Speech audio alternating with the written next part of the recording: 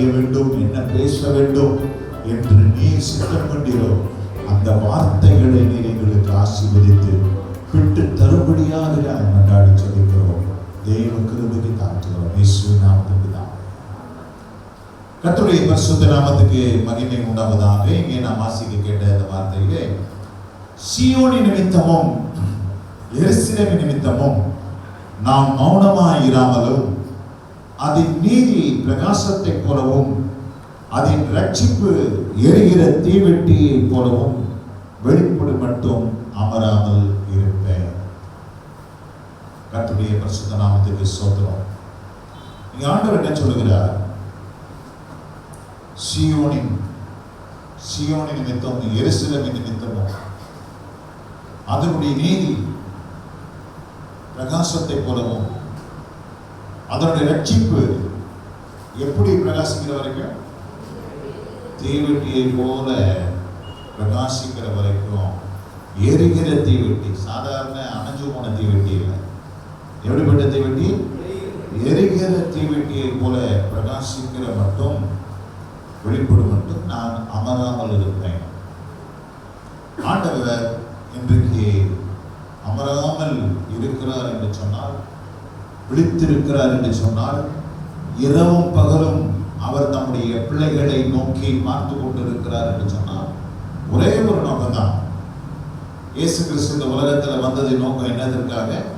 பாவிகளை ரட்சிக்க இந்த உலகத்தில் வந்தார். இன்னைக்கு நம்ம உலகமெல்லாம் போய் சுவிசேஷத்தை சொல்றோம், தாலுக்காக்களை சுவிசேஷம் சொல்றோம், அநேக மாவட்டங்களுக்கு சுவிசேஷத்தை எடுத்து சொல்லுகிறோம். எதற்காக கொண்டு செல்லுகிறோம் என்று சொன்னால், இன்றைக்கு ஒரு அருமையான மிஷனரி பெண்ணுடைய ஒரு வாழ்க்கை சரிதையை நாம் இன்னைக்கு சொல்ல கேட்டோம். அந்த பிள்ளை லூக்கா சுவிசேஷத்தை வைத்து அநேக தேவனை அறிந்து அங்கே என்ன நடந்தது? ரட்சிப்பு. என்ன நடந்தது? ரட்சிப்பு. இந்த ரட்சிப்புக்காக தான் இயேசு கிறிஸ்து இந்த உலகத்தில் வந்தார். ஆமென், அல்லேலூயா. கர்த்தருடைய பரிசுத்த நாமத்துக்கு ஸ்தோத்திரம். இயேசு கிறிஸ்து இந்த உலகத்தில் வந்ததின் நோக்கமே ரட்சிக்கும்படியாக தான். பாவிகளை ரட்சிக்க கிறிஸ்து இயேசு இந்த உலகத்தில் வந்தார் என்று நாம் பார்க்கிறோம். கர்த்தருக்கு ஸ்தோத்திரம். அப்போ அந்த ரட்சிப்பை கொடுப்பது மாத்திரமல்ல, அந்த ரட்சிப்பு எப்படி இருக்கணுமா? எரிகிற தீவெட்டியை போல் அது பிரகாசிக்க மட்டும், வெளிப்படும் மட்டும் நான் என்ன பண்ண மாட்டேன்? அமராமல் இருக்கும். இஸ்ரவேலை காக்கிறவர் உறங்குவதும் இல்லை, தூங்குவதும் இல்லை. நான் அமராமல் இருப்பேன் என்று சொன்னால், அந்த ரட்சிப்பு அது எரிகிற பிரகாசமான தீவெட்டியை போல் பிரகாசிக்கிறவர். இன்னைக்கு அநேகருடைய வாழ்க்கையில் இந்த ரட்சிப்பு எப்படி இருக்குன்னு கேட்டீங்கன்னா, சின்ன மெழுகுவத்தி மாதிரி எரியுது. சிலருடைய வாழ்க்கையில ஊதுவத்தி மாதிரி எரியுது. சிலருடைய வாழ்க்கையில ஒரு சின்ன குச்சியில எழுத்தின ஒரு நெருப்பு மாதிரி எரியுது. ஆனால் அந்த ரட்சிப்பு அப்படி எரிந்து பிரயோஜனம் இல்லை. உங்களுக்குள்ள ரட்சிப்பு உண்டா இருக்குது. ஆனா அந்த ரட்சிப்பு எப்படி எரியணுமா? எரிகிற தீவெட்டியை போல அதை பிரகாசிக்க வேண்டும். தான் நமக்கு அல்லேலூயா. இயேசு என்ற பேருக்கு என்ன அர்த்தம்? அவர் தமது ஜனங்களின் பாவங்களை நீக்கி அவர்களை ரட்சிக்கிறவர். அதுதான் இயேசு கிறிஸ்து என்ற பேருக்கு அர்த்தம். அப்ப இன்னைக்கு நம்ம ரட்சிப்பை பிரசித்தப்படுத்துகிறோம், ரட்சிப்பை உலகமெங்கிலும் சொல்கிறோம். ஆனால் அந்த ரட்சிப்பின் நோக்கத்தை இன்றைக்கு நாம் சரியாக புரிந்து கொண்டோமேனால் நாம் கர்த்தருடைய அதாவது ரட்சிப்புக்குள்ள நடத்துற ஜனங்களை சரியா வழி நடத்தி, ஏதோ சுவிசேஷத்தை சொல்லிட்டு நான் போயிட்டா மாத்திரம் போதாது. சுவிசேஷத்தை சொல்லிட்டு நான் போயிட்டா மாத்திரம் போதாது. ஒன் சேவ் எவர் சேவ்டு கிடையாது. நிறைய பேர் என்ன யோசிக்கிறாங்க? ஒன் சேவ் எவர் சேவ்ட் அப்படின்றான். ஒரு வாட்டி ரட்சிக்கப்பட்டா போதும், அவன் கடைசி வரைக்கும் அவன் என்ன ரட்சிக்கப்பட்டுறான் கிடையாது. அந்த ரட்சிப்பு எரிகிற தீவெட்டியை போல அது வெளிப்படும். அல்லேலூயா. இன்னைக்கு நம்ம எல்லாருமே ரட்சிக்கப்பட்டிருக்கிறோம். ஆனா அந்த ரட்சிப்பு எரிகிற தீவெட்டியா இருக்கா, இல்ல ஊதுபத்தியா இருக்கா, இல்ல மெழுகுத்திரியை போல இருக்குதா அப்படின்றத இன்னைக்கு நோக்கி பார்க்க போறோம். கர்த்தருடைய பரிசுத்த நாமத்துக்கு மகிமை உண்டாவதாக. ஆண்டவர் பாருங்க என்ன சொன்னாரு, சீஷர்களுக்கு ரட்சிப்புக்குள்ள வழி நடத்தும்படி அவர் சொன்ன காரியம். மத்தேயு சுவிசேஷம் 28ஆம் அதிகாரத்துக்கு திருப்பி கொள்வோம். மத்தேயு சுவிசேஷம் 28ஆம் அதிகாரம் 19ஆம் வசனம் 20ஆம் வசனத்தை வாசிங்க. நீங்கள் புறப்பட்டு போய் சகல ஜாதிகளையும் சீஷராக்கி பிதா குமாரன் பரிசுத்த ஆவி நாமத்தினாலே அவர்களுக்கு ஞான ஸ்நானம் கொடுத்து நான் உங்களுக்கு கட்டளை. நம்ம எது வரைக்கும் வந்துடும்? நம்ம எது வரைக்கும் வரோம்? ஞான ஸ்நானம் வரைக்கும் வரும். சுவிசேஷத்தை அறிவிக்கிறோம், ஊரூரா போய் கைப்பிரதி கொடுக்கிறோம், தெருவில் நின்று சுவிசேஷத்தை சொல்றோம், அறிவிக்கப்படாத மக்களுக்கு போய் சத்தியத்தை சொல்றோம், அவர்களை ரட்சிப்புக்குள்ள நடத்துறோம், அவர்களுக்கு என்னத்தையும் கொடுக்கிறோம், ஞானஸ்நானத்தையும் கொடுக்கிறோம். ஆனா அதோட நம்மளோட வேலை முடிஞ்சிருச்சுன்னு யோசிக்கிறோம். ஆனா ஆண்டவர் அங்கேயே நிறுத்தல. அடுத்து என்ன சொல்றாரு பாருங்க,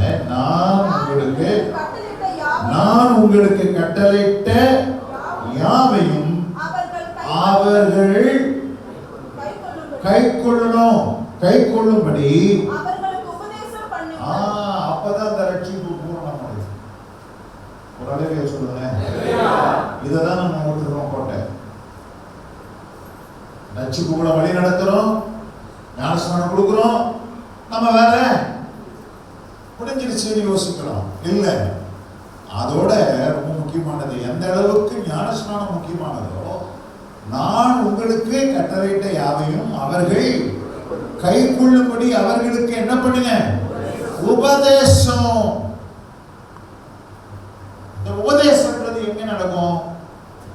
உபதேசம்ன்றது எங்க நடக்கும்? ரோட்ல செய்ய முடியாது. எங்க நடக்கும் பாருங்க, வாசிக்கலாம். அப்போஸ்தலர் நடவடிக்கைகள் 2ஆம் அதிகாரத்தில் திருப்பி கொடுத்து. அப்போஸ்தலர் நடவடிக்கைகள் அவர்கள் அப்போஸ்தலருடைய உபதேசத்திலும் அந்யோன்யத்திலும் அப்பம் விட்டதிலும் ஜெபம் பண்ணுதலிலும் உறுதியா எங்க தெரிந்திருந்தாங்க? எங்க தெரிந்திருந்தாங்க? எருசலேம்ல சபையில தெரிந்திருந்தாங்க.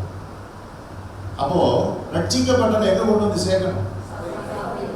எங்க கொண்டு வரணும்? சபைக்குள்ள வருகிற ஆள் யாரு? ரட்சிக்கப்பட்டவங்க தான் சபைக்குள்ள கொண்டு வரணும். இன்னைக்கு நம்ம சபையில எல்லாரையும் சேர்த்துக்கிறோம். ரட்சிக்கப்பட்டிருக்கானா ரட்சிக்கப்படலையோ அவனை கொண்டாந்து என்ன பண்ணிடுவோம்? சபையில காஞ்ச பாவிய ஈர பாவியாக்கி ஞானஸ்நானன்ற பேர்ல சேர்த்துக்கிறோம். கல்யாணத்துக்கு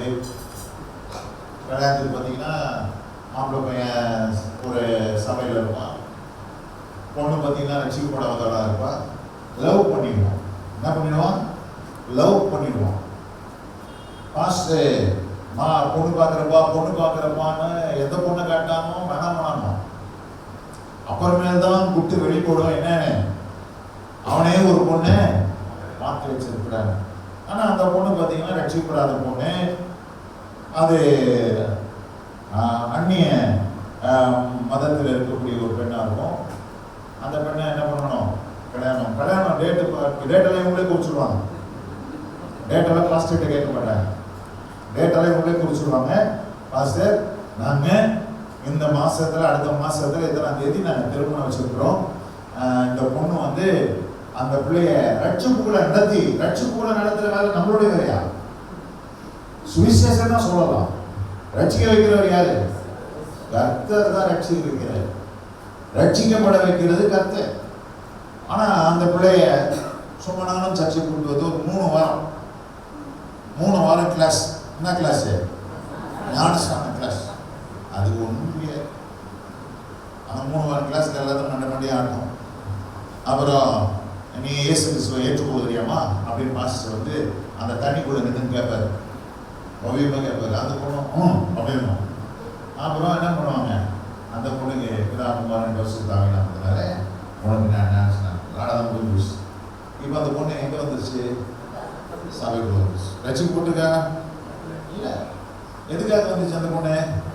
கல்யாணத்துக்காக வந்துச்சு. இது மாதிரி நிறைய வந்து சேர்ந்து சிலர் பார்த்தீங்கன்னா வேலைக்காக வருது, சில கடன் பிரச்சனைக்காக வருது, சில வியாதி சோகமானம் வருது, மனம் திரும்பல. முதல்ல ஆண்டவர் சுவிசேஷத்தை ஆண்டவர் வந்து உங்களை விசுவாசிக்க சொல்லவே இல்லை. ஆண்டவர் வந்து எடுத்தவொடனே உங்களை சுவிசேஷத்தை விசுவாசிக்க சொல்லாது. மார்க்கு சுவிசேஷத்தை திருப்பி கொடுங்க. மார்க்கு சுவிசேஷத்தில் ஆண்டவர் என்ன சொல்றாரு? காலம் நிறைவேறிற்று, தேவனுடைய ராஜ்யம் சமீபமாயிற்று, மனம் திரும்பி சுவிசேஷத்தை விசுவாசிக்கிறோம். சுவிசேஷத்தை நம்ம என்ன பண்ணிக்கிறோம்? சுவிசேஷத்தை விசுவாசி, சுவிசேஷத்தை விசுவாசி, சுவிசேஷத்தை விசுவாசி, இயேசுவை விசுவாசி, இயேசுவை விசுவாசி. முதல்ல இயேசுவை விசுவாசிக்கிறத நம்ம பிரசங்கம் பண்ணவே கூடாது. முதல்ல எதை பிரசங்கம் பண்ணணும்? முதல்ல மனம் திரும்புகிற பிரசங்கம். அங்க என்ன போட்டுருக்கு? மனம் திரும்பி எதை விசுவாசிங்க. அப்ப ஆண்டவர் சுவிசேஷம் சொல்ல அனுப்புறாரு சீஷர்களை. எப்படி அனுப்புறாரு பாருங்க. லூக்கா சுவிசேஷம் மனம் திரும்புதலும் பாவ மன்னிப்பும் எருசலேம் தொடங்கி சகல தேசத்தாருக்கும் அவருடைய நாமத்தினாலே பிரசங்கிக்கப்பட வேண்டியது. ஹalleluya. என்ன பிரசங்கி எதை பிரசங்கம் பண்ண சொல்றாரு? முதல்ல எதை பிரசங்கம் பண்ணணும்? நீ யார் மனம் திரும்புதல் பிரசங்கம் பண்றாரு? சொல்லுங்க. மனம் திரும்புதல் பிரசங்கம் பண்ணா ஆள் இருப்பானா? சொல்லுங்க. ஓடியே போயிடும். மனம் திரும்பி அப்படின்னாலே அவ்வளவுதான் முடிச்சுக்காரு. பட்டர் போடணும். கவலைப்படாத மகனே, கவலைப்படாத மகளே, உன் கண்ணீரை ஆண்டவர் துடைப்பா, உன்னை கைவிட மாட்டா. அப்படி சொன்னாதான் இன்னைக்கு ஜனங்க எங்க வராங்க? நீ மனம் திரும்பு அப்படின்னா என்ன ஆச்சு? முடிஞ்சு கதை. ஓடாடையும் சொல்லிட்டு போயிட்டே இருக்கும். அதனால இன்னைக்கு மனம் திரும்புதல் வச்சு யாரும் என்ன பண்றது இல்லை. ஆனா முதல்ல எதை பிரசங்கம் பண்ண சொல்றாரு? மனம் திரும்புதலையும் அதுக்கப்புறம் தான் பாவ மன்னிப்பையும். நீங்க எங்கிருந்து பிரசங்கம் பண்ணணும்? எங்க இருந்து தொடங்கி?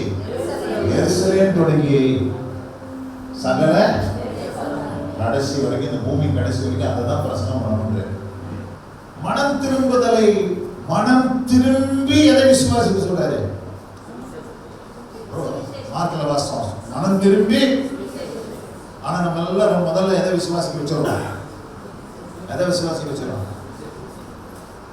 அதனால உள்ள வர ஆளெல்லாம் என்ன ஆளா வருது? என்ன ஆளா வந்து சேர்ந்துருக்குது? சொல்லுங்க. விசுவாசிச்சுட்டு எல்லாரும் விசுவாசி. சபைக்குள்ள வந்தவங்களும் விசுவாசி. ஆனா ஒரு பாயில என்ன பண்ணல? மனம் திரும்புது. எல்லாம் விசுவாசத்துதான். விசுவாசத்துக்குள்ள வந்துட்டான். ஏன்னா நம்ம எடுத்த உடனே எதாவது விசுவாசி சொல்லிட்டோம். மனம் திரு சுவிசேஷத்தை விசுவாசிக்க வச்சுட்டோம். ஆனா உள்ள வந்தவன் அவ்வளவு பேர் அவன் என்ன பண்ணல? ஒரு உண்மையான ரட்சிப்பு இல்லை. உண்மையான ரட்சிப்பு எதுக்கு வந்த? ஒரு குடும்பம் வந்துச்சு எங்க சபையில. எங்கேயோ அவங்க ரட்சிக்கப்பட்டிருக்கிறாங்க. ஏதோ ஒரு சபையில வெளியூர்ல இருந்து வந்தாங்க. வெளியூர்ல வந்து எங்க சபைக்குள்ள வந்தாங்க. வசனம் கேட்டாங்க. அவங்க புருஷனுக்கு கிட்னி ஃபெயிலியரு, டயாலிசிஸ் பண்றாங்க. 2 கிட்னி ஃபெயிலியர் ஆயிடுச்சு. டிரான்ஸ்பிளான்டேஷன் பண்றாங்க. அப்பயும் அந்த கிட்னி வேலை செய்யல. அந்த கண்டிஷன்ல தான் எங்க சபைக்கு வந்தாங்க. வந்த சில காலத்துக்குள்ள அவர் மரித்து போனார். மரித்து போன உடனே அந்த அம்மா மறுபடியும் பழைய மார்க்கத்துக்கு போயிடுச்சு. அப்ப எதுக்காக வந்துச்சு? புருஷனுக்கு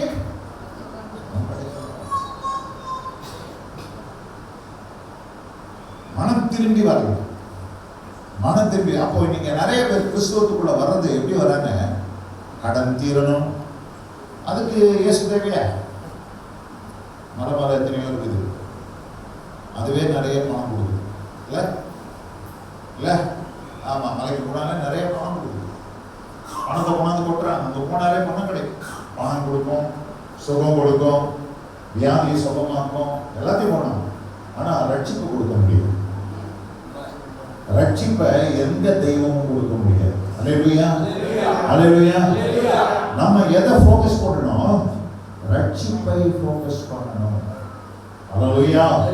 கர்த்தருடைய பரிசுத்த நாமத்துக்கு மகிமை உண்டாவதாக. அந்த ரட்சிப்பை வெறும் ஞானஸ்நானம் பெற்றுட்டு ஓடிட்டா பத்தாது, ஞானஸ்நானம் கொடுத்து விட்டுட்டா பத்தாது. நான் உங்களுக்கு கட்டளையிட்ட யாவையும் அவர்கள் கேட்கும்படி இல்லை, கைக்கொள்ளணும். அதுக்குதான் ஆண்டவர் எதை வச்சிருக்கிறாரு? சபையை வைத்திருக்கிறாரு. சபையில உபதேசம். சபையில் என்னதுங்க? உபதேசம், டாக்டரின்ஸ். இந்த உபதேசம் எதுக்கு கேட்டீங்கன்னா, அவர்களுடைய ரட்சிப்பு தீவெட்டியை போல பிரகாசிக்கிறது. ரட்சிக்கப்பட்டவங்க கை வைத்து காட்டுங்க. நல்லா கை வைத்து மாஸ். மத்தியான சாப்பிட்டவங்க கை வைத்து காட்டுங்க. மத்தியான சாப்பிட்டவங்களா வேற எப்படி கை வைக்கிறாங்க? டக்குன்னு கை வைக்கிறாங்க. எத்தனை பேர் வீட்டில் பிரியாணி தெரியல, எத்தனை பேர் வீட்டில் மீன் குழம்பு தெரியல, எத்தனை பேர் வீட்டில் கறி குழம்பு தெரியல. ஆனால் ஞாயிற்றுக்கிழமை இன்னைக்கு பிரியாணி, கறி குழம்பு, மீன் குழம்பு. ஞாயிற்றுக்கிழமையில இதெல்லாம் இல்லைன்னா என்ன மாதிரியே இருக்காது. ஞாயிற்றுக்கிழமை மாதிரியே இருக்காது. எல்லாம் சாப்பிட்டுருப்பீங்க. சில வீட்டில் பார்த்தீங்கன்னா ஆடு, மாடு, கோழி எல்லாமே இருக்கும். ஒரு ஆடுன்னு எடுத்தா அதில் தலையிலிருந்து வால் வரைக்கும். அப்ப நீங்க எல்லாம் சாப்பிட்டீங்களா மத்தியானம்? உறுதியா தெரியுமா? அதே மாதிரி எத்தனை பேர் ரட்சிக்கப்பட்டிருக்கிறீங்க? கை வைத்துங்களேன். நீங்கள் ரட்சிக்கப்பட்டா மாத்திரம் போதாது, உங்கள் ரட்சிப்பு இருக்கணும். அது வரைக்கும் தேவன் என்ன செய்ய மாட்டாரா? அமராமல். இதை குறித்து தான் நம்ம இன்னைக்கு தியானிக்க போறோம். கர்த்தருடைய பரிசுத்த நாமத்துக்கு ஸ்தோத்திரம். ரட்சிப்பு என்பது ஏதோ நான் இயேசுவை ஏற்றுக்கொண்டேன், நான் சிகரெட் குடிச்சிட்டு இருந்தேன், சினிமா பார்த்துட்டு இருந்தேன், விபச்சாரம் பண்ணிட்டு இருந்தேன், குடிச்சிட்டு இருந்தேன், எல்லாத்தையும் விட்டுட்டேன், இன்னைக்கு நான் இயேசுவின் பிள்ளை ஆயிட்டேன் அப்படின்னு சொல்லுவது ரட்சிப்பு இல்லை. அது உலகத்தான் கூட அப்படி இருக்கிறாங்க.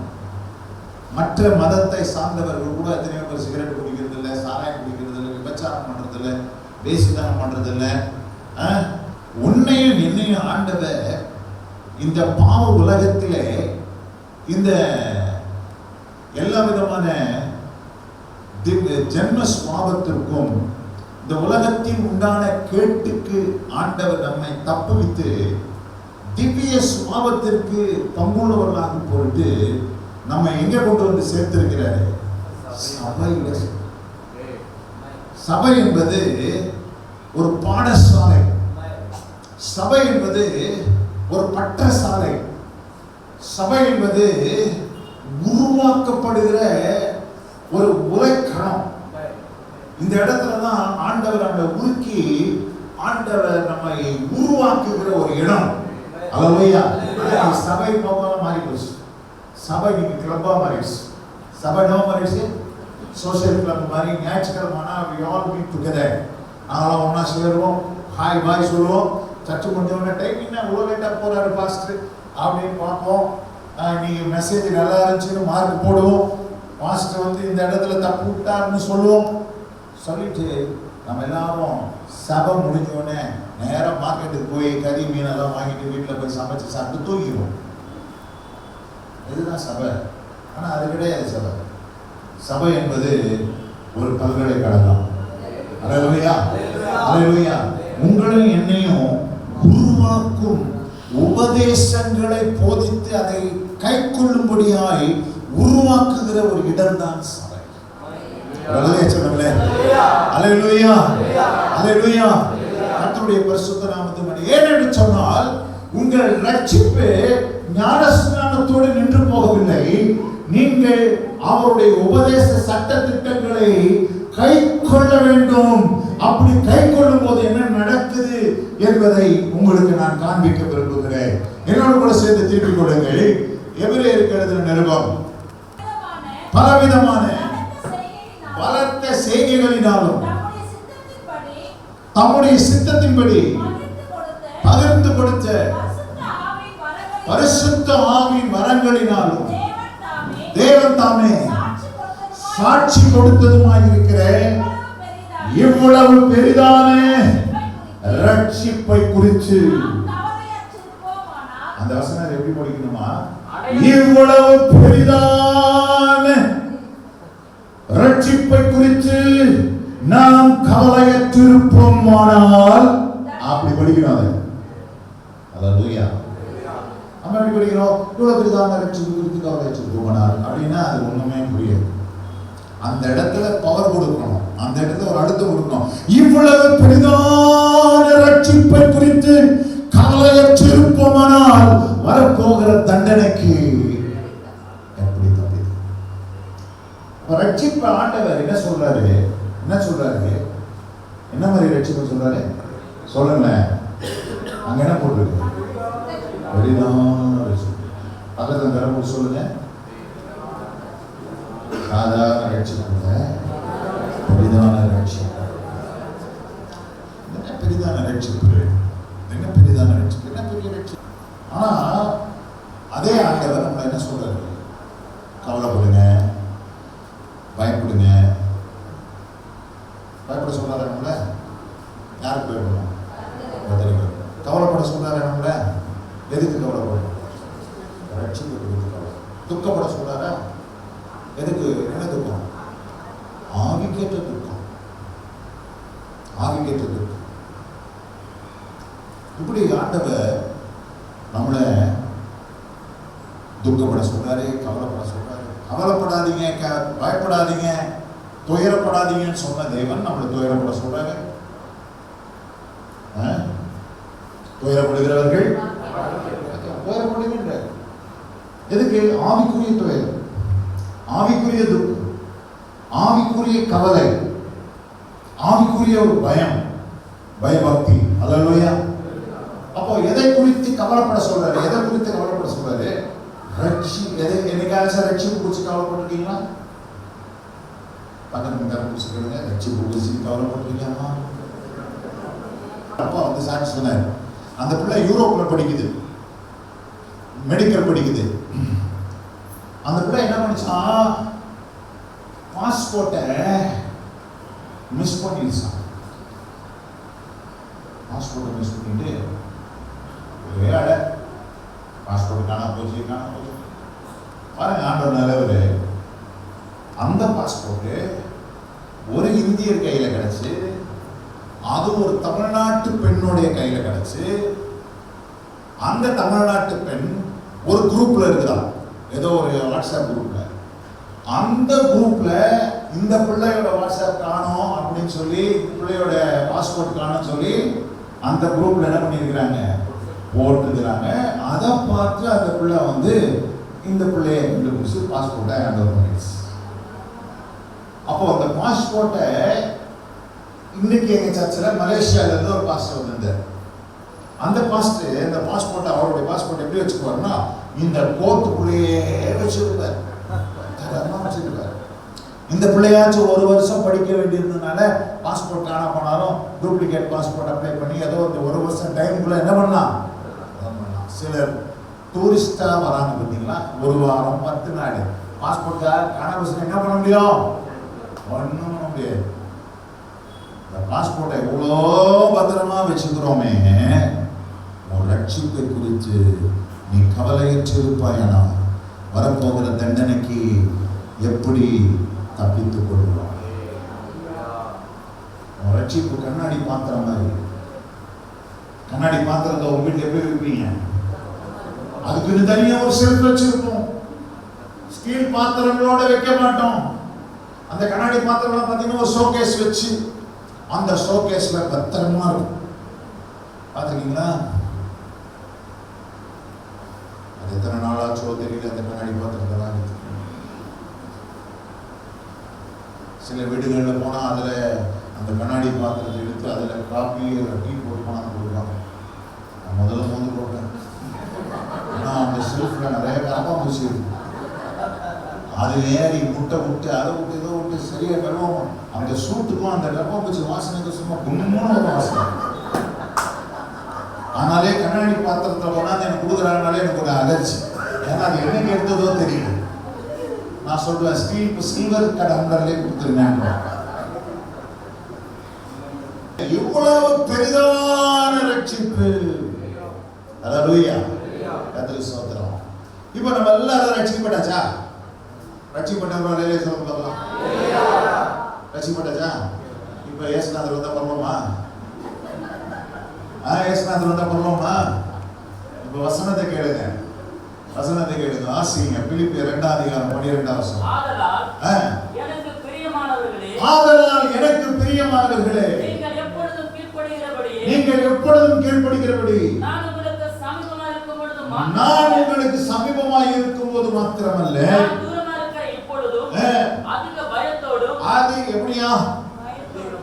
அதிக பயத்தோடும் நடுக்கத்தோடும் உங்கள் ரட்சிப்பு நிறைவேற பிரயாசப்படுங்கள்.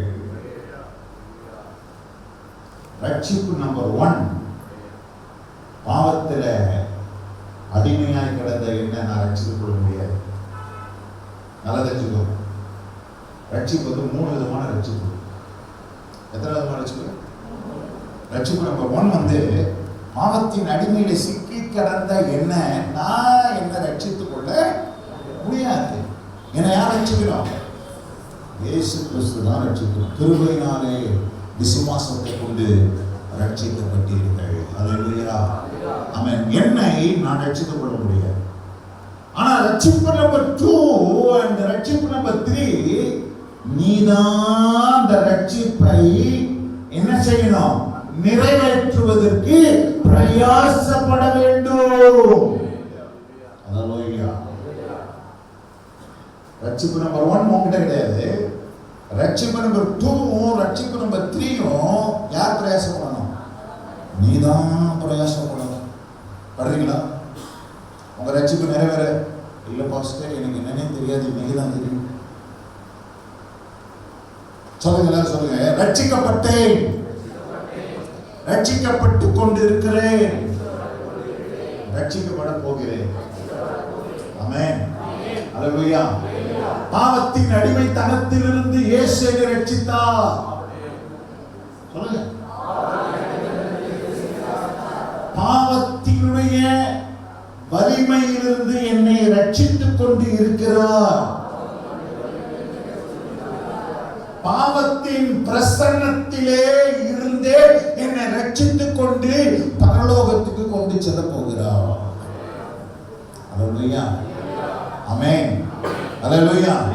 From the bondage of the sin, from the power of the sin, and from the presence of the sin. அல்லேலூயா. பாவத்தின் அடிமைத்தனத்திலிருந்து இயேசு விடுதலையாக்குகிறார்.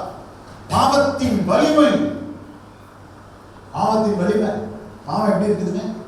இந்த உலகத்துல அன்றாட ஜீவிதத்துல டே டு டே லைஃப்ல நம்மள ஆண்டவர் ஒவ்வொரு நாளும் என்ன பண்ணிட்டே இருக்கிறார்? சொல்லுங்க. ரட்சிக்கப்படுறது process. It's a process. ரட்சிக்கப்பட்டா நான் ரட்சிக்கப்பட்டேன் இல்லையா? ரட்சிக்கப்பட்டது ஒரு ஸ்டேஜ் நம்பர் 1. ரெண்டாவது, ரட்சிக்கப்பட்டு கொண்டே இருக்கிறாய். ஒரு நாள்ல இந்த பூமியை விட்டு என்ன பண்ண போற? ரட்சிக்கப்பட்டு தேவனிடத்தில் எடுத்துக்கொள்ளப்பட போற. அல்லேலூயா, அல்லேலூயா. எல்லாரும் பரலோகத்துக்கு எடுத்து செல்லப்பட போகிறோம். ஆமென்.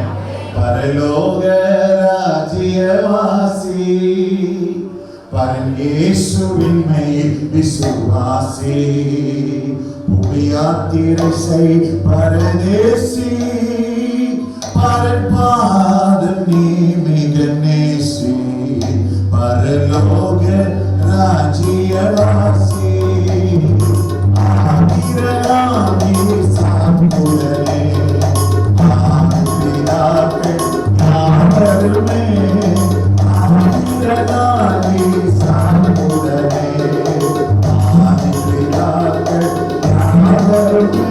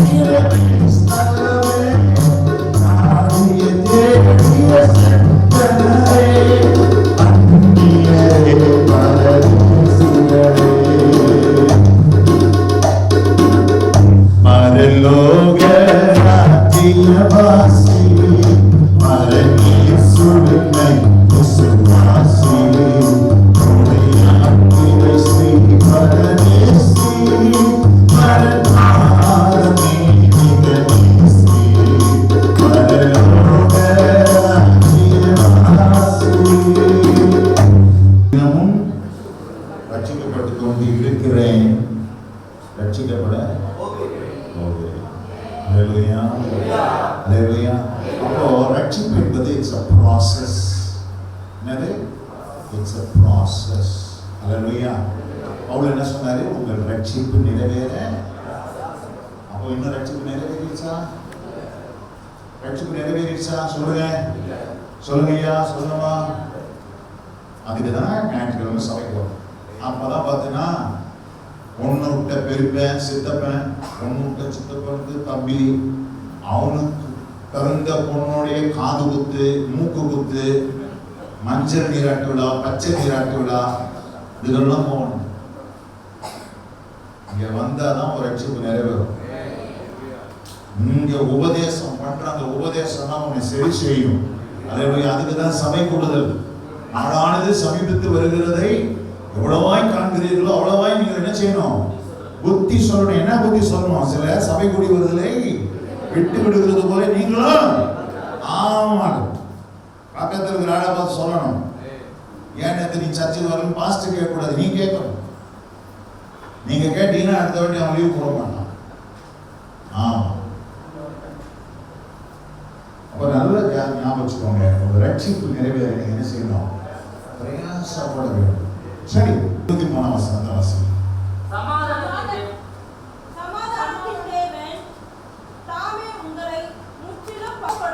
இதுதான் பாத்தீங்கன்னா அந்த ரட்சிப்பு தீவெட்டியை போல எரிந்து பிரகாசிக்கிற வனம். 10 கன்னிகைகள் என்ன செஞ்சாங்க? தூங்கிட்டாங்க. 5 பேர் என்ன செஞ்சாங்க? எண்ணெய வைத்திருந்தாங்க. 5 பேர்கிட்ட என்ன இல்லை. அவர்கள் மணவாளன் வருகிறார் என்ற சத்தம் கேட்டவங்க எதை ஆயத்தம் பண்ணாங்க? தீவெட்டி என்பது ஒரு ரட்சிப்பு. இன்னைக்கு மணவாளன் வரார் என்ற சத்தம் பல விதமா கேட்குது. கொரோனா மூலமா கேட்குது, இஸ்ரேல்ல நடக்கிற யுத்தம் மூலமா கேட்குது, யுக்ரைன்ல நடக்கிற யுத்தம் மூலமா கேட்குது, அங்க நடக்கிற பூமி அதிர்ச்சி மூலமா கேட்குது, பல கொள்ள நோய்கள் பூமியிலே உலாவுகிறதன் மூலமாக இயேசு வருகிறார், இயேசு வருகிறார், இயேசு வருகிறார் என்ற செய்தி உனக்கு சொல்லப்பட்டு கொண்டே இருக்கு. என்னத்தை ஆயத்தப்படுத்தணும்? என்னதை ஆயத்தப்படுத்தணும்? தீவெட்டி என்னது? அந்த உங்கள் ரட்சிப்பு தீவெட்டியை போல பிரகாசம். தீவெட்டி என்பது உங்கள் ரட்சிப்பு. அந்த ரட்சிப்பு மணவாளன் வரும்போது அந்த உங்களை பார்க்க மாட்டாரு. உங்களை பார்க்குற மாதிரி இருந்தா அந்த 5 பேர் என்ன பண்ணிருப்பாங்க? அந்த தீவெட்டி ஆஃப் ஆனவங்க என்ன பண்ணிருப்பாங்க? தீவெட்டி என்ன பெரிய தீவெட்டி? நம்ம தான் சூப்பரா ட்ரெஸ் பண்ணி வந்திருக்கிறோமே, மேக்கப் போட்டு வந்திருக்கிறோமே, ஃபேர் அண்ட் லவ்லிலாம் போட்டு வந்திருக்கிறோமே. மணவாளன் என்ன பார்த்து உள்ள கூட்டிட்டு போயிடுவாரு இருந்திருப்பாங்க. ஆனா மணவாளன் அவங்கள பார்க்க வரல, கையில எதை பார்க்க வராரு? தீவெட்டி இருக்குதா? ஒரு ரட்சிப்பு இருக்குதா? ஒரு ரட்சிப்பு எரிந்து பிரகாசிக்குதா? ஒரு ரட்சிப்பு அது தீவெட்டியை போல எரிந்து ஜுவாலிக்கிறதா என்பதை தான் மணவாளன் பார்க்க வருகிறார். மணவாளன் வருகிறார் என்று சத்தம் கேட்டவன என்ன ஆயத்தப்படுத்தினாங்க? அந்த தீவெட்டி ஜோதியாய் பிரகாசிக்கணும்னா என்னது? உங்கள் ஆவி, உங்கள் ஆத்துமா, உங்கள் சரீரம் முழுவதும் இயேசு கிறிஸ்து வரும்போது எப்படி காக்கப்படணுமா? குற்றமற்றவராய். அப்பதான் அது முழுமையான ரட்சிப்பு. சொல்றோம். முதல்ல இந்த ஆவி ஆத்மா சரீரத்துல எப்படி அந்த ரட்சிப்பு நிறைவேறுதுன்றத உங்களுக்கு நான் காட்ட போறேன். ஒரு 3 சின்ன தம்பி வாங்க. தேவன் பூமியின் மண்ணினாலே மனுஷனை ஆதாமை ஆண்டவர் என்ன பண்ணினார்? உண்டாக்கி அவனுடைய நாசியில என்னத்தை ஊதினாரு? இது ஆவி, இது ஆத்மா, இது சரீரம். இந்த சரீரத்தில நாசியில என்னத்தை ஊதினாரு? சுவாசத்தை ஊதின பொழுது மனுஷன் சொல்லுங்க ஜீவ ஆத்மான. இந்த சரீரத்துக்குள்ள என்ன வந்துச்சு? ஒரு ஜீவன் வந்தது.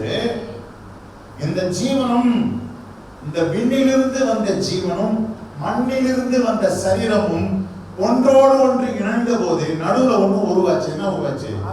ஆத்மா உருவாச்சு. கர்த்தருக்கு ஸ்தோத்திரம். இது என்ன சொன்ன? இது என்ன சொன்ன? ஆவி. இது ஆத்மா, இது சரீரம். சரீரம் எங்க எடுக்கப்பட்டுச்சு? மண்ணிலிருந்து எடுக்கப்பட்டுச்சு. இந்த சரீரம் எதுக்குன்னு கேட்டீங்கன்னா மண்ணோடு வேலை செய்ய, மண்ணில் இருக்கக்கூடிய காரியங்களை உழைக்க, மண்ணை கொத்த, மண்ணை பண்படுத்த, தொடர்பு கொள்வதற்கு மண்ணிலிருந்து எடுக்கப்பட்ட சரீரம். விண்ணோடு தொடர்பு கொள்வதற்கு தேவன் அருளின ஆவி. தேவன் எப்படி இருக்கிறார்? அவரை எப்படி தொழுது கொள்ள வேண்டும்? ஆவியுடன். பரிசுத்த ஆவியன்ல அந்த இடத்துல நீங்க டிரான்ஸ்லேஷன்ல போய் பார்த்தீங்கன்னா அவர் ஸ்பிரிட், என்னுடைய ஸ்பிரிட்ல தான் நான் அவர். இது ஆவி. இந்த ஆவியில தான் ஆவியாய் இருக்கிற தேவனோடு என்ன செய்ய முடியும்? தொடர்பு கொள்ளும். ஆதாம் இப்படிதான் கனெக்டடா இருந்தான். யாரோட கனெக்டடா இருந்தான்? தேவனோட கனெக்டடா. அல்லேலூயா. ஆனா ஆண்டவர் என்ன சொன்னாரு? ஆதாமே, இந்த இது என்னன்னு சொல்லல. இது ஆத்துமா, இது ரெண்டுத்துக்கும் இடைப்பட்டது. இந்த ஆத்துமா யாரோட போகும்? மண்டே டு சாட்டர்டே இவரோட இருப்பாரு. வேட்டையன் பாப்பாரு, கோட்டு பாப்பாரு, எல்லாம் பாப்பாரு. கோட்டு, வேட்டையன், அதெல்லாம் எல்லாம் பார்க்கலன்னா கூட இவர் ரட்சிக்கப்பட்டார்ல, அதை பார்க்கலன்னா கூட சும்மா அந்த இது பார்ப்பாரு. அது டீசர்ல பார்ப்பாரு. டீசர்லயே படம் பார்த்து முடிச்சுருவாரு. அப்படிப்பட்ட ஆளு இந்த ஆத்மா. எங்க ஓட்டிக்கும்? யாரோட ஓட்டிக்கும்? ஞாயிற்றுக்கிழமை இங்க வந்துடும். இவர் என்ன பண்ணுவாரு? எழுந்திரி. ஆண்ட சொல்றாரு, மாம்சம் அப்படிப்பட்டது எதை பார்த்தாலும் அப்படியே ஸ்லோவாட்டும். ஐயோ ஒரு அழகான குழு போதே அப்படின்னு போகும். ஐயோ இந்த வால் போஸ்ட் அழகா இருக்குதே போகும். ஐயோ இந்த பாட்டு சூப்பரா இருக்குது. ஏன்னா எப்படிப்பட்டது இது? பலவீனமானது. அப்படியே இவரும் இதோட ஓடி போயிடுது. ஆவியோ எப்படிப்பட்டது? ஆவி உற்சாகம் உள்ளது. இது சொன்னே ஞாயிற்றுக்கிழமை வருது, எஃப்எம்பி மீட்டிங் வருது, இன்னைக்கு 70 கூட்டம் இருக்குது, வா அப்படின்னு ஆத்துமா இந்த பக்கம். ஆத்துமா கடந்து பாவம் இந்த பக்கமும் அந்த பக்கம், இந்த பக்கம் அந்த பக்கம் படாத பாடுபடுது. அப்போ என்ன நடந்துச்சு? ஆதாம் பாருங்க, தம்பிக்கு பாப்பா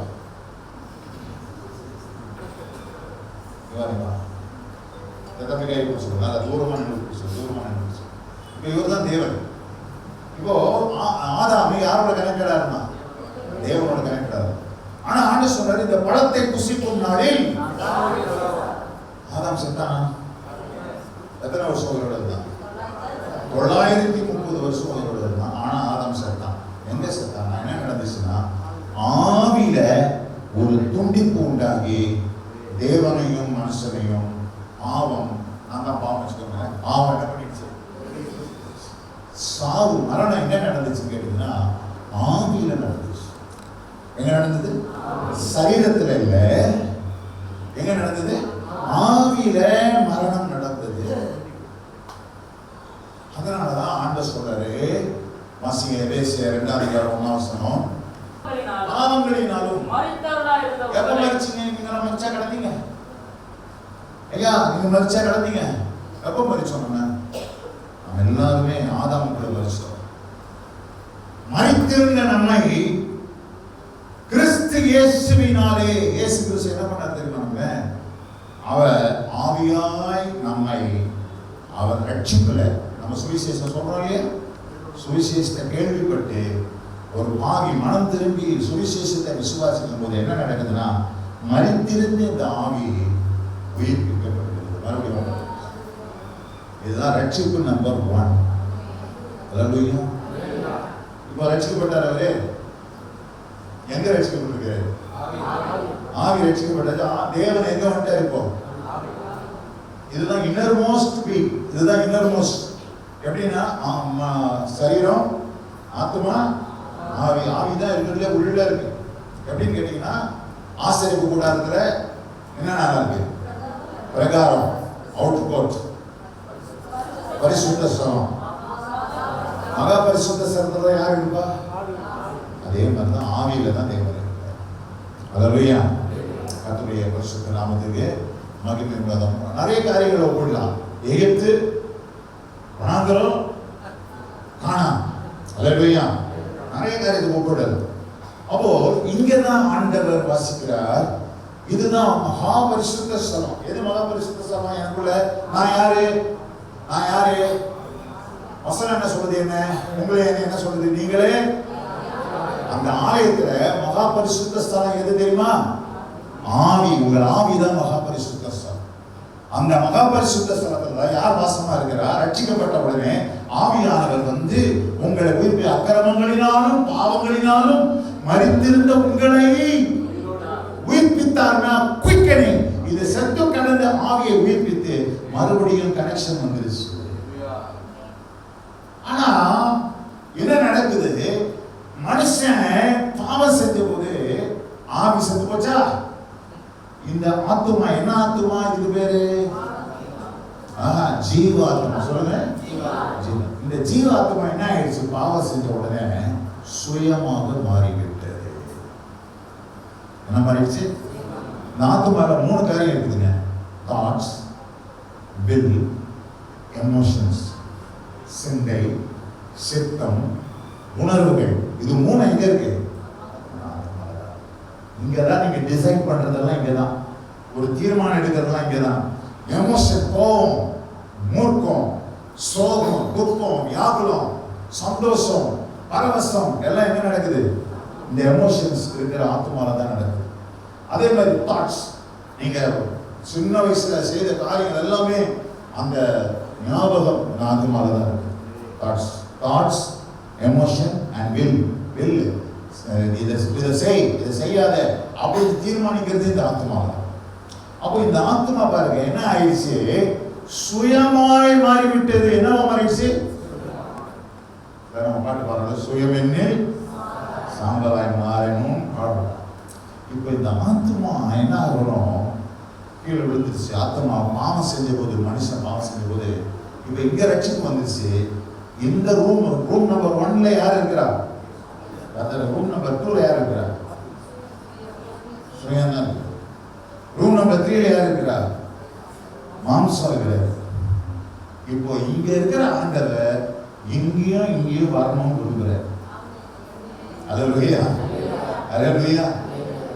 மகா பரிசுத்த ஸ்தலத்தின் திரைச்சீலை கிழிக்கப்பட்ட போது மகா பரிசுத்த ஸ்தலத்துக்குள் இருக்கிற பிரசன்னம் பரிசுத்த ஸ்தலத்துக்கும் பிரகாரத்துக்கும் வந்தது. அதுபோல இந்த திரையெல்லாம், மாம்சம் என்கிற திரையெல்லாம் கிழிக்கப்படணும், சுயம் என்ற திரையெல்லாம் கிழிக்கப்படணும். இந்த ஆத்துமா ரட்சிப்படைய வேண்டும். வாசிங்க எபிரேயர் 10ஆம் அதிகாரம் கடைசி வசனம். நாமோ கெட்டு போக பின்வாங்குகிறவர்களாய் இராமல் ஆத்துமா ஈடேற விசுவாசிக்கிறவர்களாய் இருக்கிறோம். என்ன ஈடேற விசுவாசியா இருக்கு? எதுக்கு விசுவாசியா இருக்கிற நீ? எதுக்கு விசுவாசியா இருக்கிற?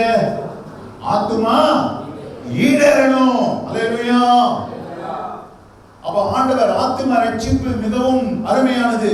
இந்த ஆத்துமாவை ரட்சிக்கணும். என்ன ரட்சிக்கணும்? இதை யாரை போல மாத்தணும்? இயேசுவோட. உங்களுடைய சுபாவம் இயேசுவை போல தேவ சாயல். இந்த சாயல் எல்லாம் எங்க இருக்குது? மனுஷனுடைய சாயல் எங்க இருக்குது? இந்த முகரூபத்தில் இல்லை, இங்கதான் இருக்குது சாயல். இந்த சாயல் யாருடைய சாயலா மாறணும்? தேவ சாயலாக மாற. அந்த நாளும் நெருங்கிடுதே, அதிவிரைவாய் நிறைவேறுதே. அந்த நாளும் நெருங்கிடுதே, அதிவிரைவாய் நிறைவேறுதே. சில பாடமா? மண்ணின் சாயலை நான் களைந்தே தம் விண்ணவர் சாயல் அடைவேன், விண்ணவர் சாயல் அடைவேன். தேவ சாயல் ஆக மாறி தேவனோடு இருப்பேன், நான் தேவனோடு. இந்த ஸ்டடி வந்து 1 நாள் எடுக்கலாம், 3 நாள் எடுக்கலாம். நான் உங்களுக்கு ஜஸ்ட் கொஞ்ச நேரத்தில் எடுக்க முடியும். அல்லேலூயா. அப்போ இந்த சாயல் யாருடைய சாயலா மாறணும்? இயேசுவை போல டிரான்ஸ்ஃபார்ம். இங்க பாத்தீங்கன்னா இங்க ரீஜெனரேஷன் ஆஃப் தி ஸ்பிரிட். சொல்லுங்க. அப்படின்னா உயிர்ப்பித்தல். இது டிரான்ஸ்ஃபார்மேஷன் ஆஃப் தி சோல். சொல்லுங்க. இது டிரான்ஸ்பிகரேஷன் ஆஃப் த பாடி. இந்த பாடி மாம்சமும் ரத்தமும் இருக்கிற அந்த சரீரம் என்ன ஆகுது? ஒரு நாள் மறுரூபம் அடைஞ்சு இயேசுவோடு எடுத்து செல்லப்படும். இந்த 3 ரட்சிப்பும் நிறைவேறும். அப்போ எதுக்காக விசுவாசியா இருக்கிறோம்? இந்த ஆத்மா ஈடேற விசுவாசியா. வாசி இன்னொரு வசனம் 2 கொரிந்தியர் 3:18. 2 கொரிந்தியர் 3:18. கர்த்தருடைய மகிமையை கண்ணாடியிலே காண்கிறது போல கண்டு ஆவியாய் இருக்கிற கர்த்தரால் அந்த சாயலாக மகிமை மேல் மகிமை, இன்னைக்கு இருக்கிற மகிமையோட நாளைக்கு இருக்கிற மகிமை அதிகமாகும். அந்த மகிமை யாருடைய மகிமை? தேவ மகிமை. யாருடைய சாயலா மாறணும்? அந்த சாயலாக தானே மகிமையின் மேல் மகிமை அடைந்து என்ன நடக்குது? மறுரூபம். மறுரூபம்னா டிரான்ஸ்ஃபர்மேஷன், சோல் டிரான்ஸ்ஃபார்மிங். இது என்னது? இதுக்கு பேர் என்ன சொன்ன? ஆத்மா என்னவா மாறிடுச்சு சொன்ன? என்ன சிரமம் மாறிடுச்சு.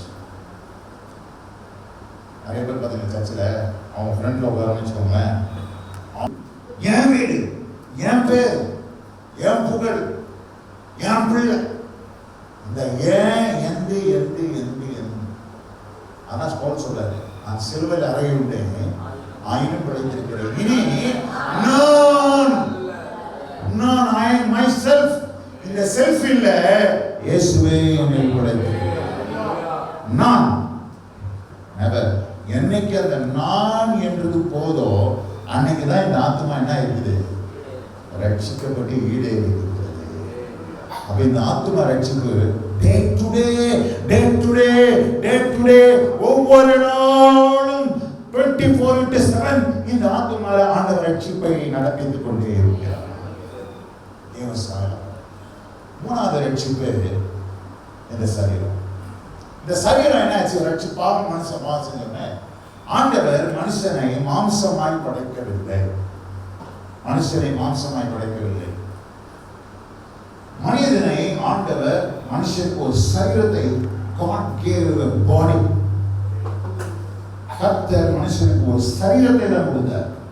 அந்த சரீரம் பாவம் செய்த உடனே என்னவோ மாறிடுச்சு? ரத்தமும் மாம்சமும் உடைய ஒரு சரீரமாய் மாறிடுச்சு. அதனாலதான் ஆண்டவர் சொல்றாரு 1 கொரிந்தியர் 15ஆம் அதிகாரம் 50ஆம் வசனத்தை வாசிங்க. சகோதரரே, நான் சொல்லுகிறது என்னவெனில், மாம்சமும் இரத்தமும் தேவனுடைய ராஜ்யத்தை சுதந்தரிக்க மாட்டாது. தேவனுடைய ராஜ்யத்துக்குள்ள போகாது. மாம்சமும் இரத்தமும் போகாது. ஏன்னா அந்த மாம்சமும் இரத்தமும் ஆண்டவர் உண்டாக்கல. சரீரத்தை தான் மகிமையின் சரீரமா தான் ஆண்டவர் ஆரம்ப படைச்சாரு. ஆனா மனுஷன் பாவம் செஞ்ச போது அந்த சரீரம் என்னவா மாறிடுச்சு? மாம்சமும். இப்போ இந்த மாம்சமும் ரத்தமும் உடைய இந்த சரீரத்தை என்னவா மாத்தணும்? என்னவா மாத்தணும்? மகிமையின் சாயலாக மாத்தணும். இதான் 3வது ரட்சிப்பு. யோசிக்கிற மாதிரி சாதாரணம் இல்லை. அவர் சொல்றாரு பாருங்க, ஆண்டவர் சொல்றாரு பாருங்க, பிலிப்பியர் 3ஆம் அதிகாரம், பிலிப்பியர் 3ஆம் அதிகாரம் வாசிக்குமா?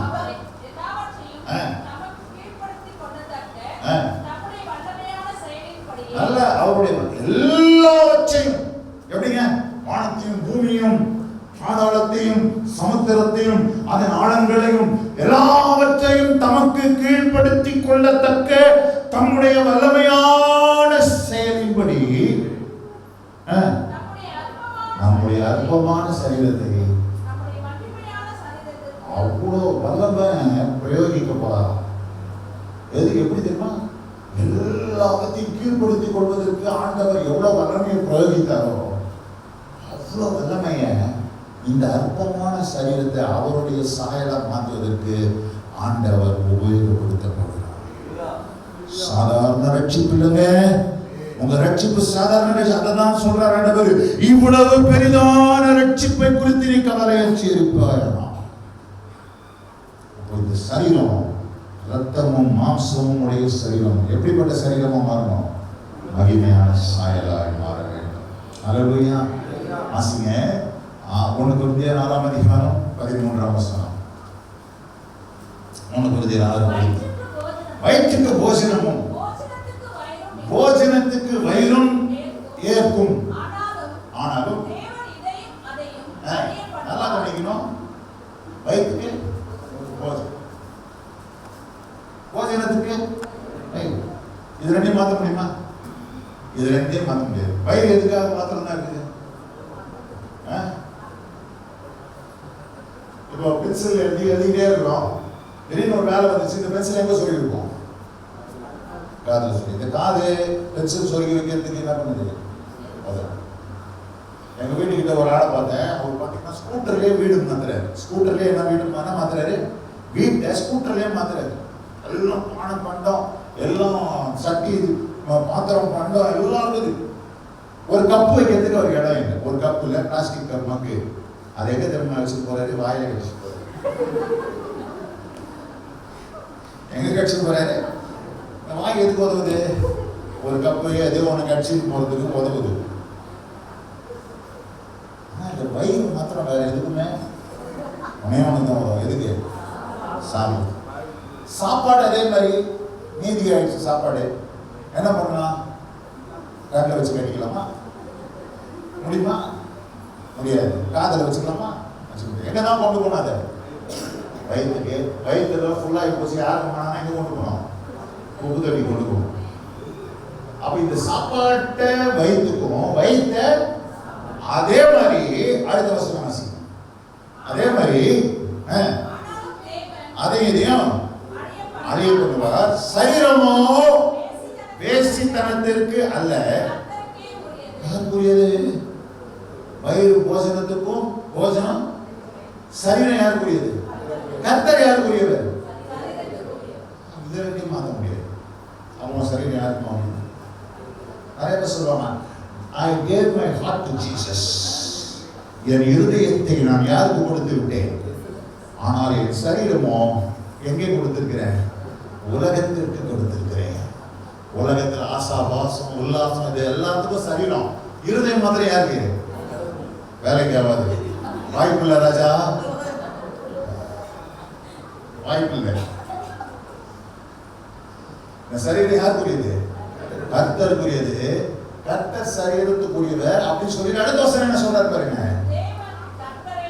தேவன் கர்த்தரை எழுப்பினாரே,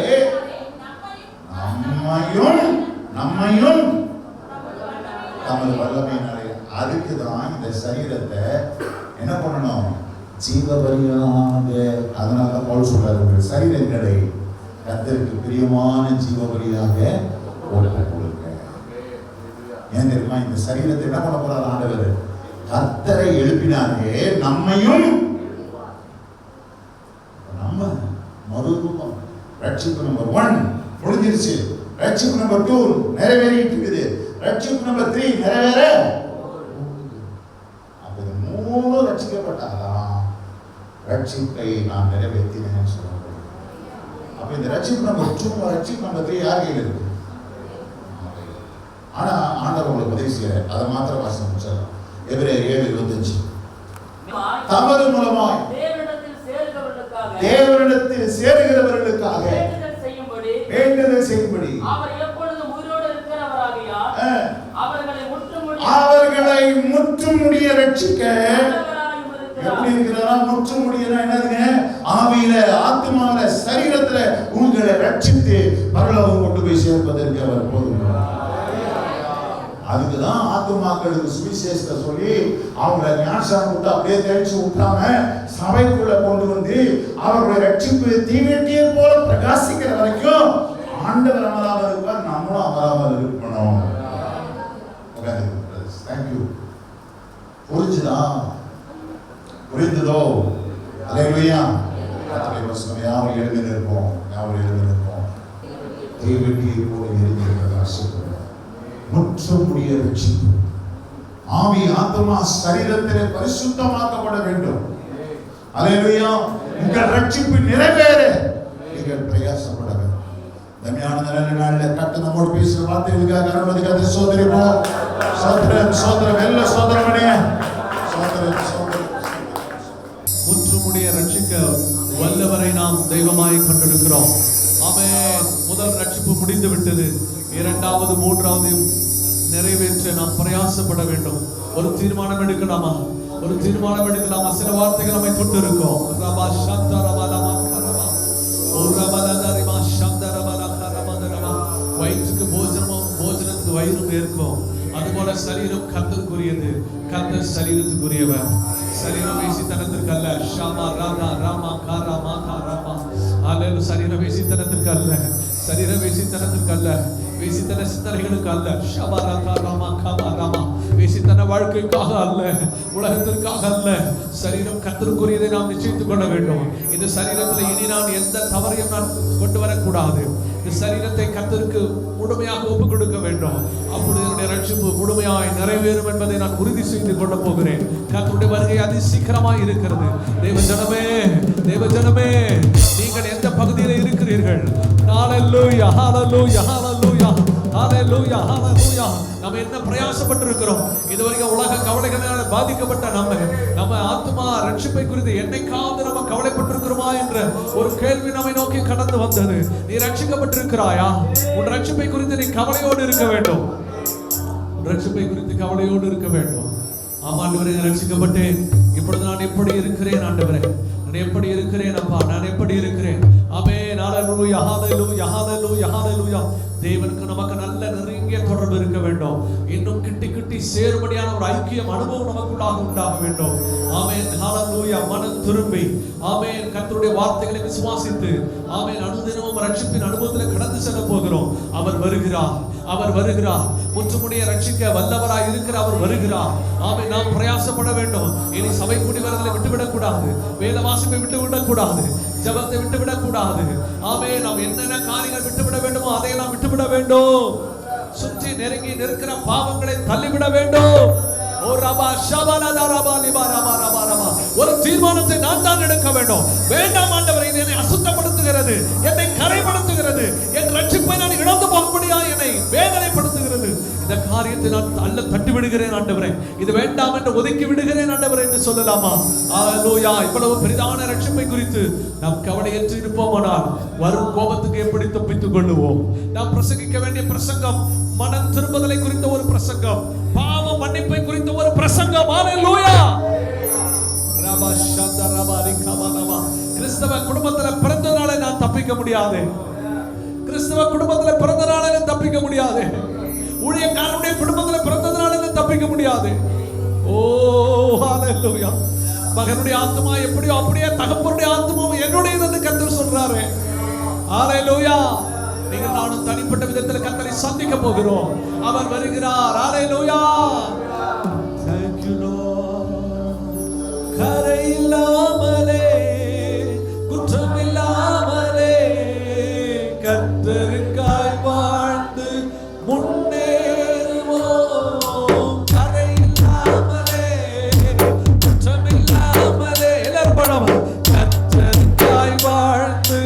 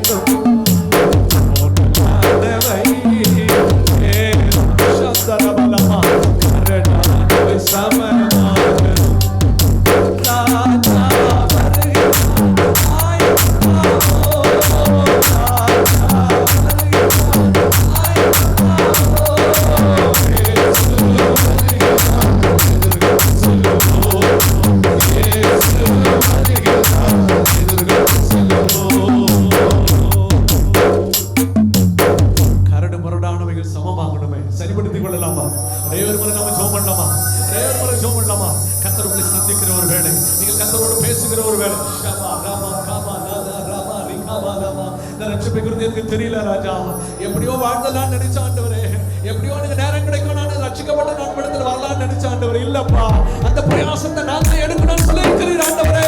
அதற்கு நான் தான் பிரயாசப்பட வேண்டும் என்று சொல்லி இருக்கிறீர். ஆகாதவைகளை ஒழித்து தள்ளிவிட வேண்டும் ஆண்டவரே. சுற்றி நெருங்கி நிற்கிற பாவத்தை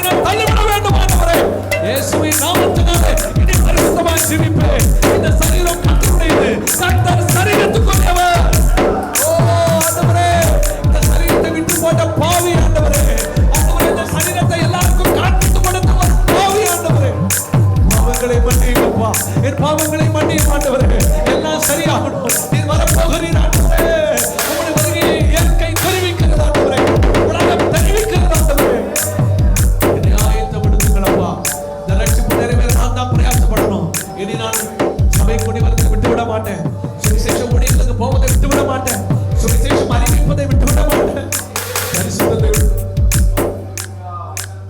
கருத்தில் என்னை ஒப்புக் கொடுக்கிறேன் என்று சொல்லுகிறவர்களாய் ரட்சிப்பை பூர்ணப்படுத்துகிற ஆவலோடு கடந்து செல்வோம். கர்த்தர் நம்மை வழி நடத்துவாராக. எங்களை அதிகமாய் நேசிக்கிற எங்கள் அன்பின் பரலோக பிதாவே, இன்னைக்கு சில வார்த்தைகள் எங்களை வந்து தொட்டதற்காக நன்றி அப்பா. எங்களை நேசிக்கிறபடினால எங்களோடு கூட பேசுகிறீர் ஆண்டவரே. ஆமாண்டவரே, முதல் ரட்சிப்பை கிருபையினாலே ரட்சிக்கப்பட்டிருக்கிறோம்.